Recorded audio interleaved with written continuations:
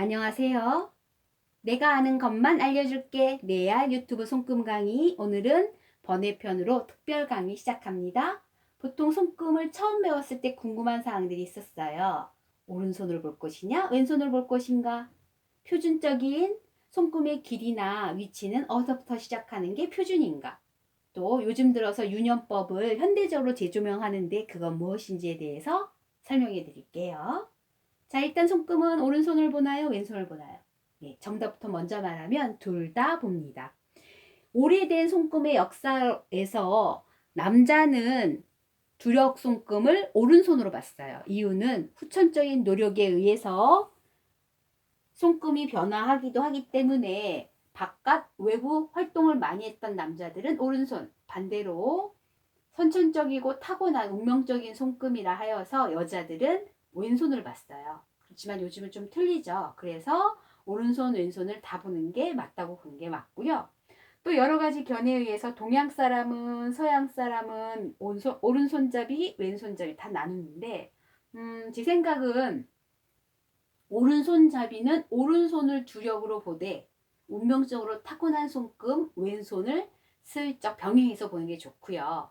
왼손잡이라면 왼손을 주력 손금으로 보되 타고난 선천적인 운명은 오른손에서 표시하고 있구나라고 생각해 주시는 게 가장 좋을 것 같아요.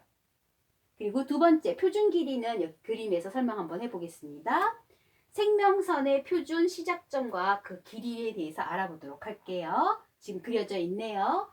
생명선은 시작점이 둘째 손가락 기저선 밑둥에서 엄지손가락 이 지점을 전체 길이로 놨을 때 2분의 1에 해당하는 부분에서 시작을 하면서 이렇게 휘어져 나오는 거예요. 이 휘어지는 정도도 가운데 손가락 중간 지점을 중심으로 해서 더 물론 휘어질 수도 있고 더 빈약하게 얇을 수도 있어요.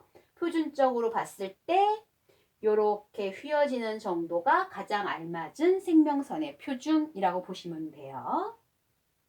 그러면 먼저 감정선부터 볼게요. 감정선은 시작점이 이곳이에요. 즉 새끼 기저선 밑둥부터 손목이 시작하는 점을 전체로 봤을 때 4분의 1에 해당하는 이 지점부터 약간 상향하여 올라가는 게 맞는데 어디까지 올라가냐면 여기에요. 둘째 손가락과 셋째 손가락 사이 여기까지 이렇게 상향하여 올라오는 거예요. 여기까지 가는 게 아니고 이 지점까지 오는 거예요. 이렇게 올라오는 게 기본 손금이에요.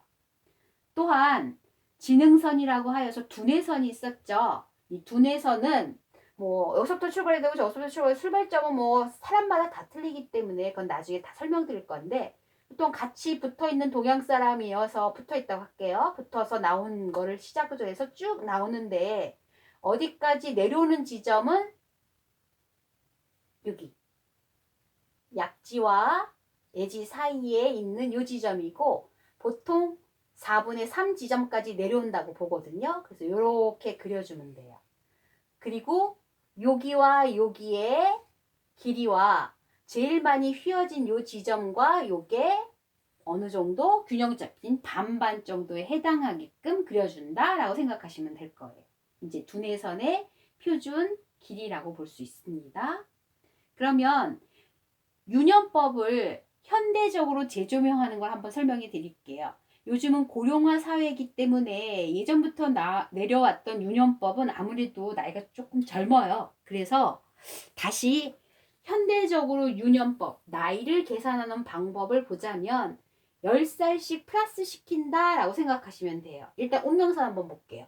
운명선으로 보는 유년법이 있었죠. 네. 그래서 두뇌선과 만나는 이 지점이 몇 살? 원래는 30살이었어요.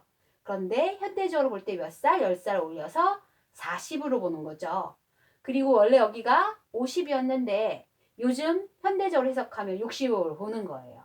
그리고 끄트머리를 90살로 보는 거고 10살부터 시작해서 쭉 올라오겠죠. 그래서 플러스 10살까지 해주자라고 생각하면 돼요. 생명선도 휘어지는 정도에서 가장 많이 휘어진 요 지점을 우리는 35살로 봤거든요. 근데 10살을 더합시다. 현대적으로 45세로 봐요. 그럼 이쪽 부분부터 이렇게 나눠서 5살, 15살 뭐 이렇게 올라가겠죠. 요 밑둥 55살로 해서 90살로 손목 부분까지 내려오시면 돼요. 그러면 이미 감정선과 두뇌선은 결정이 나 있어요. 요 지점이 감정선에서는 60지점이죠. 그럼 이렇게 그려지는 거라고 했기 때문에 여기 가면 10살부터 시작해서 쭉 올라와서 60살이 되면 돼요. 이후로 이렇게 올라가서 90살까지 올라가겠죠.